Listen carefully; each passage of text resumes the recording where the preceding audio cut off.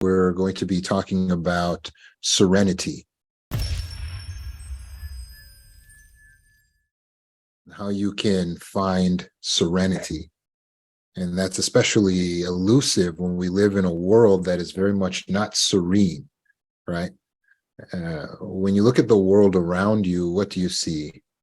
Many of us, looking at the news, for instance, hear about conflict in different nations on the earth.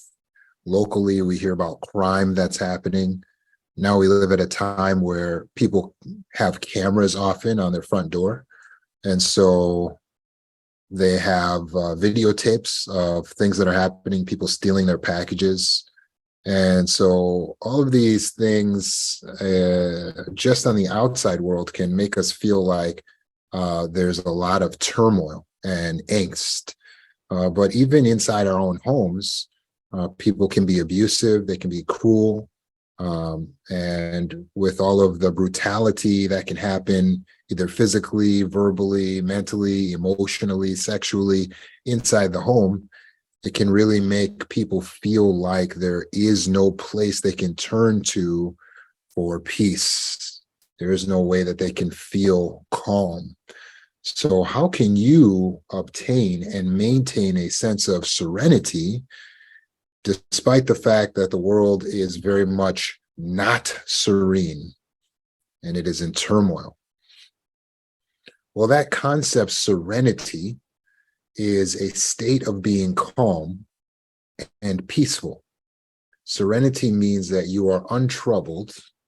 So even if the outside world, and when I say that, I'm referring to the society that we live in, even if that is not peaceful and it is troubled, you, if you have serenity, would be remaining peaceful. So how can we do that? Well, Thomas found the secret. He grew up in a very not peaceful environment. You see, his mother would just yell and complain all the time. And she would be constantly starting fights inside the household with her boyfriends that she would have at different times. And so Thomas, although he was an only child, did not feel a sense of consistent peace and love in his household. And so since his mother would always be criticizing Thomas and saying things that were very harsh to him and mean to him, Thomas didn't feel emotionally safe in his household. He didn't feel like he could be himself. He knew that if he would wear certain things, his mother would comment about the way he was dressing. He knew that if his grades weren't at a certain level, his mother would make hurtful comments about that. His mother would make comments about his weight, his appearance. Nothing was off limits. And so this gave Thomas a constant sense of turmoil inwardly. And so he began to look to the outside for some sense of love, some sense of validation. But this caused him to come off in school as being a pushover or a people pleaser. And he came off as weak, and as a result found himself being bullied even more so when he would go to school, and started to feel like there was no place he could turn. Once he graduated, though, he found a book that talked about inner peace. And what he learned from reading this book is that the sense of peace is a perception that is based on the subconscious mind, and the feelings that he's feeling in his body are hormones that are released as a result of the outward perceptions. So all of that is just a fancy way of saying he could obtain inner peace if he knew how to utilize his mind or to alter his perceptions. And so he began, at the advice of this book, to focus his attention not on what he could not control, but on what he could control. And what he found as a result of always focusing on what was in his control is his confidence began to build. Now, for Thomas, admittedly, this wasn't easy at first.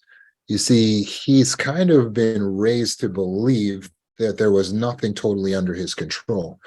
He was raised in an environment where he had to go to his mother for approval for anything. Otherwise, he could risk a very painful punishment and rejection. So it was difficult for him at first to be able to determine what he could control. But with a little bit of thought and meditation, he realized that for him, now that he had graduated, he could choose for himself whether or not he would choose to go to school or whether he would choose to go directly into the workforce. Now, his mother was very adamant that he should go to school. He should go to college after high school, but he felt that might not be the best choice for him. And normally he would always do what would please his mother. But in this case, what Thomas decided to do is go against his mother's recommendation and forego college. And so he started, he already had a job that he had from high school. So he started working towards a promotion in that job. And although he was doing well there and he was able to obtain that promotion, his mother became enraged when she realized that he had made a plan that was against her wishes. And so she kicked him out of the house in a violent fashion. And so now Thomas found himself out of the house, homeless, with nothing. And now you would think that he can't feel inner peace at this time. But what Thomas noticed was a mini miracle. Despite the fact that he was homeless, which left him more uncertain than he had ever been, he actually felt more inner peace. Now, why is that? Well, Thomas felt inner peace because for one of the first times in his life, he was not compromising himself to please someone else. You see, what's very important to us, to our subconscious minds especially, is that we are living up to our own values. And when you are contradicting the values, the inner values of your subconscious, then you will get pangs of distress and angst and anxiety and sadness inside your system. But when instead of going against your values, you learn to stand up for what you believe in, even though that will create war on the outside, you will have peace on the inside. Why? Because now you have not betrayed yourself. The lack of inner peace comes from a warring within the self between you, your subconscious defending your values, and the choices that you're making to go against your own values. And the lack of inner peace creates an inner turmoil where you feel like, I want to do this, but I have to do that. And that conflict makes it so that we don't feel serene. But now, because Thomas had stood up for what he believed in, even though he didn't know where he was sleeping that night, he felt peaceful. And so he decided to continue to apply what he had learned, focus on what you can control, focus on what you can control, focus on what you do have. Well, Thomas, because he had been working since high school, did have a car. So he realized he wasn't without shelter entirely. By focusing on what he had, it kept him from going into panic and feeling like he was in a crisis. He didn't feel he was in a crisis at all because he had his car. So he simply used the car to drive around his neighborhood and then around town to find a place that would be suitable where he could park and then sleep overnight. And Thomas did indeed spend the night in his car. Once he let some of his friends know about his situation, they reached out to help. But it doesn't mean that everything was perfect for Thomas moving forward. He had many obstacles to overcome. He had many problems. But when he kept utilizing the tool of focusing on what he could control and focusing on what he did have, he found that it put him in a state of gratitude. And when he was in a state of gratitude, he was in a state of peace. Thomas began to look at what he could control, although it was small, as something that was expandable. So he wanted to expand his comfort zone. That means that he would expand upon his talents, the things that he was capable of doing, and expand upon the places he was willing to go. So he started to learn to venture outside of his own neighborhood and to be able to go into areas that originally he wouldn't have felt comfortable in. This was a slow process, but as he expanded his comfort zone, he was able to feel peace in more places than just his own neighborhood or just his own home. As he began to expand his talents, he was able to feel comfortable doing more things than just what he had done his whole life. As a result, he was building confidence. Confidence is key to feeling inner peace, to feeling serene. Why? Because a person that is confident is a person that believes. A person that believes is a person that has faith. Faith is a spiritual quality. And so now, when you live your life in the spiritual, in the highest version of what your mind can conjure, then you're no longer as easily affected by the physical, by the lower realm. And so Thomas learned to become more and more spiritual, to have more and more faith. Faith is the ability to focus on a hope in the future and believe that it will come to pass with so much veracity that you actually feel like it's already happening. So faith is living in the future as if it is today, but not in an anxious future.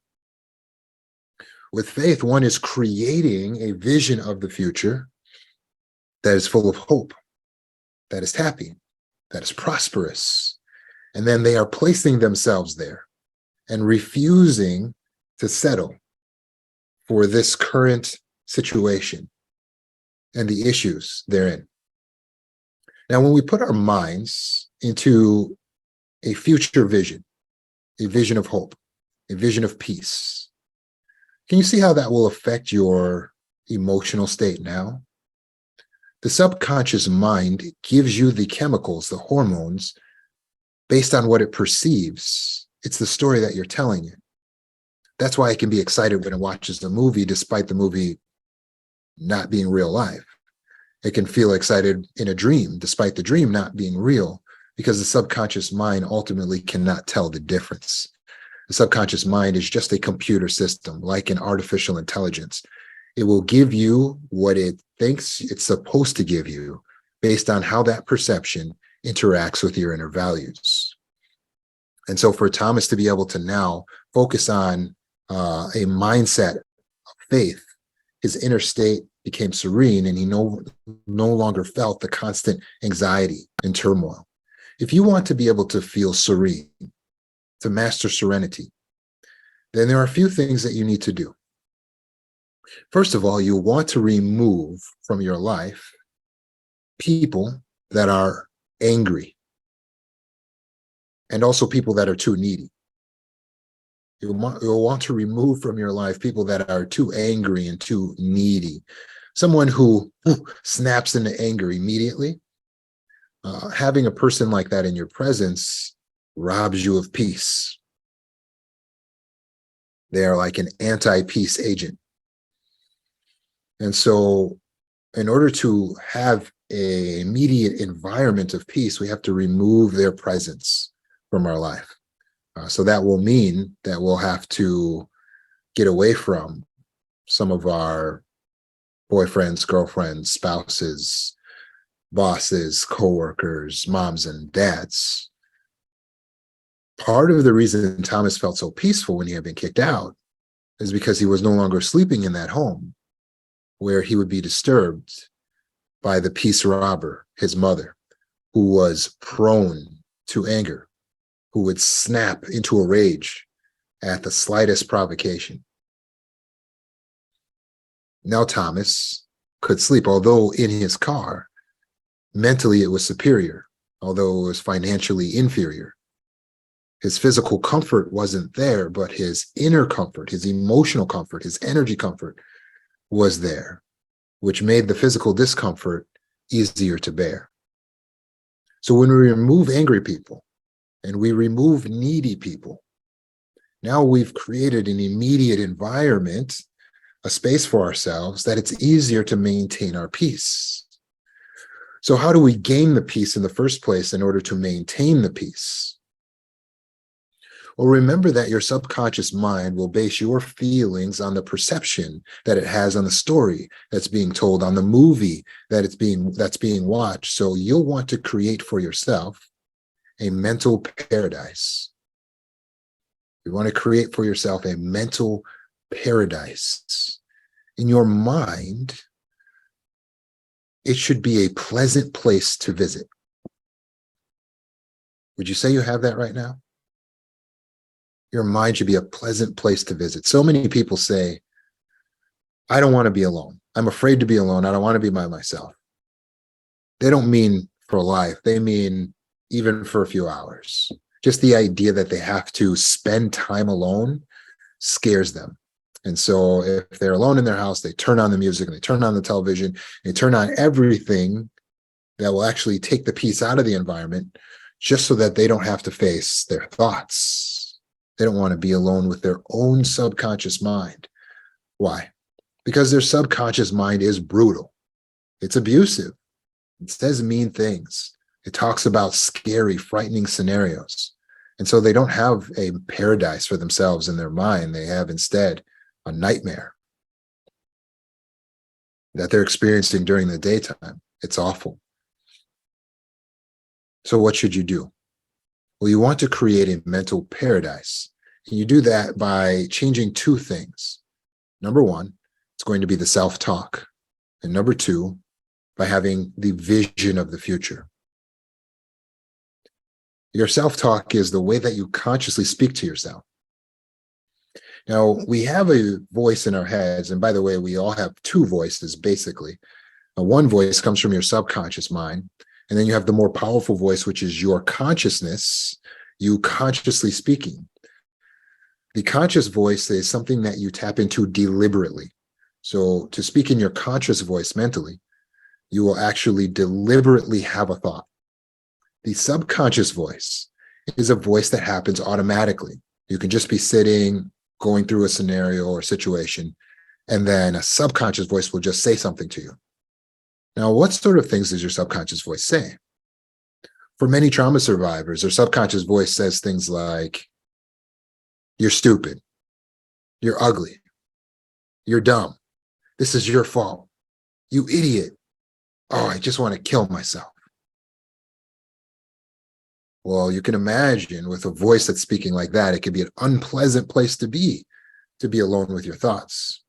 But why is the subconscious voice speaking that way? Think about it. The subconscious is an artificial intelligence. It is just a computer system. So, where did it get those ideas? Where did it get that way of thinking and speaking? It got it from you and or from your outside environment. So if you had people around you that spoke to you like that, your subconscious picked it up. If it heard other people talking to themselves like that, the subconscious picked it up. And if you consciously speak to yourself that way, the subconscious picks it up. It parrots you. This is very important to understand. Your subconscious mind mimics you. So it's picking up what you're saying. It's also mimicking your environment. So if you're keeping people in your environment who continue to speak negatively, your subconscious mind will speak negatively. It is a parrot. It is like an artificial intelligence. It is a mimic system. It's a mimicking system, just like AI. So if you have family members that curse and friends that curse, your subconscious mind will curse.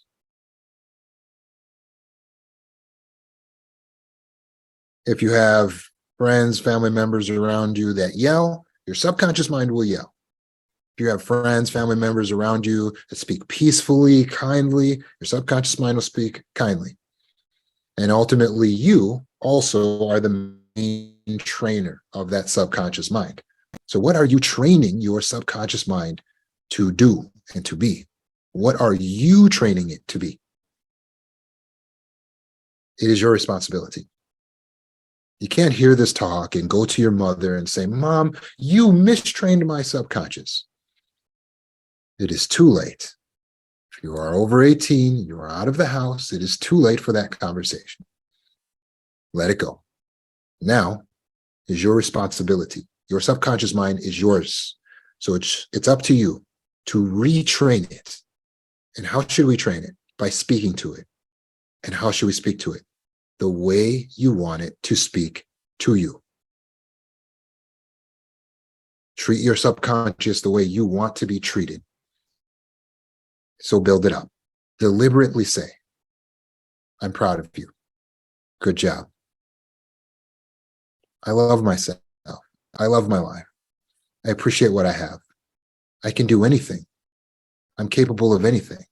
I'm capable of so much. And what happens? Your subconscious mind will mimic you. It will mimic that way of speaking. Now, what will happen when you have a subconscious mind that says to you, that's okay, you're doing good. I'm proud of you. Keep going. You're doing great. You're amazing. I love you. I love this life. What will happen to you if you have a subconscious mind that talks to you like that? I'll give you a clue. You will feel like you are in a mental paradise.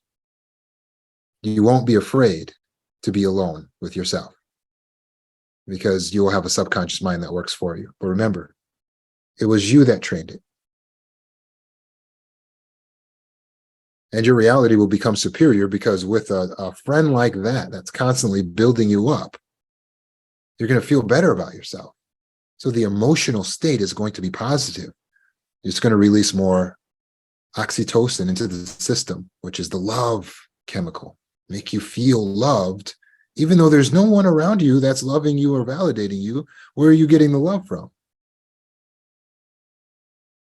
You're getting self-love. Is that enough to actually make me feel loved? Yes, because we're talking about a feeling. The feeling is the chemicals. The chemicals of oxytocin get released by the subconscious mind when it perceives that it is in a story of love. So teach your subconscious a new story. And you can feel love. You can feel like you're in a state of love and serenity. Beside that, we need to have the vision of the future. So your vision of the future is talking about your goals. It's talking about your purpose. It's talking about your objective. Talking about where you want to be in 200 to 400 days from now. This is, again, focusing on what you can control. The vision of the future is not all the things that could go wrong because those things are all out of your control. And so just like a boxer that goes into a ring, he and his team are not going to say, hey, you might get knocked out when you get in that ring. Hey, you might get killed today. Hey, this is really dangerous. Hey, you're going to experience a lot of pain. Even if you win, you're going to be in a lot of pain after this fight. Why don't they talk about that? Why don't they say those things right before you go into a fight? If you're a boxer, why don't you focus on that? It's true, isn't it? Isn't that the argument we make sometimes when we want to defend our negative thinking? Like, well, it's true. Despite it perhaps being the truth, it's detrimental. That's why. It is detrimental for the boxer and for his team to talk to him like that. Hey, that other guy's really strong. Hey, that other guy might kill you. That other guy might knock you out. It's detrimental. So what do they say instead? How do they speak to the boxer when they go in there? They say, you're the champ. They say, you're the greatest. They say, you can do it. They say, we believe in you. They say, you got this. They say, you can beat him. And guess what? All of those things are also true.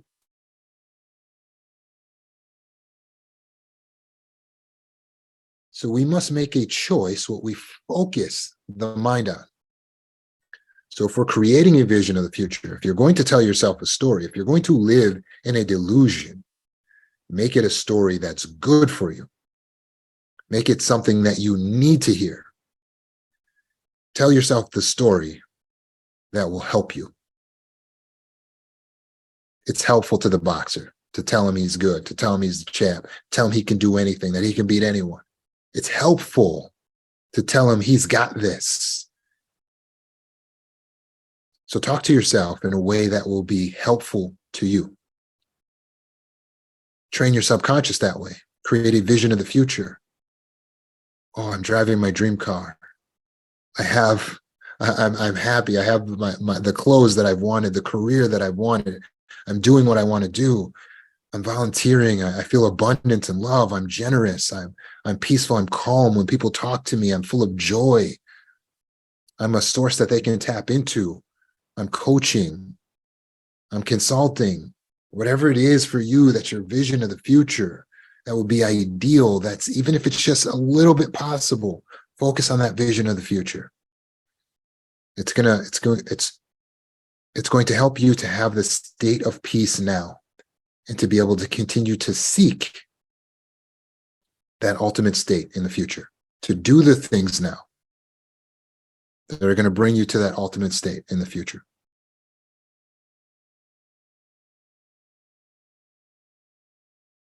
Next, in order to live in serenity, we need to be in a good relationship with time. Do you have a good relationship with time?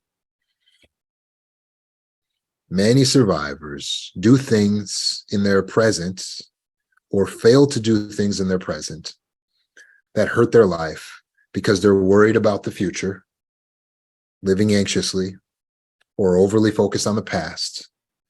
And then when their present becomes the past, then they live in regret. Let me hit you with that again. Many survivors are so uber focused on the anxieties of the future that they miss doing the things in the present that could help them, and then they live in regret about the past. That is a bad relationship with time. Instead of spending our time worrying about all of the things in the future that could go wrong, let us do what Thomas did and focus instead on what we control and what we have. When you focus in the present on what you control and what you have, and in the future on what's possible and what is helpful to you, then you live in a state of peace. And you will also have less regrets about the past. The reality of the past is this: it's really only valuable to you to the extent that there is data in the past. The past is good for information. It's good for stories. The past is good for letting you know just what has happened so you can extract lessons. That's it. There are lessons in the past. There are stories in the past. Extract the data. Extract the information. Focus on your present. Focus on the future. We want 85% of our focus to be on our future and our present. Our future and our present. Live right here, right now. Here's where the control is. The only part in the stream of time that you can control is right now, right at this very moment, what you're doing. And you're to be commended because you chose to be here. You could have done anything else in the universe, but you said, you know what? I'm going to go to Mindset Monday and get my mind set in the right place. As a result, you will have a better evening and a better day tomorrow and a better week. Why? Because you'll know how to have inner peace. Why? Because you made the choice right here, right now, in the present, to seize this opportunity. So carpe diem, seize the day. This moment will never exist again. And it's constantly, the future is constantly becoming the present. The present is constantly becoming the past. It's moving constantly. Seize the moment. What can I do right now? Not, I'm so embarrassed. I can't believe what happened. I can't believe what they did to me. I can't believe what can I do right now that will be of benefit to me in the future, that will help me to lead into this beautiful future that I'm creating for myself, my vision of the future. By doing that, now we have a mental paradise that we're living in, and we're in control. We're focusing on what we can do, on what we already have. So let's have a good relationship with time. The past is only good for information. The present is where we have the most control.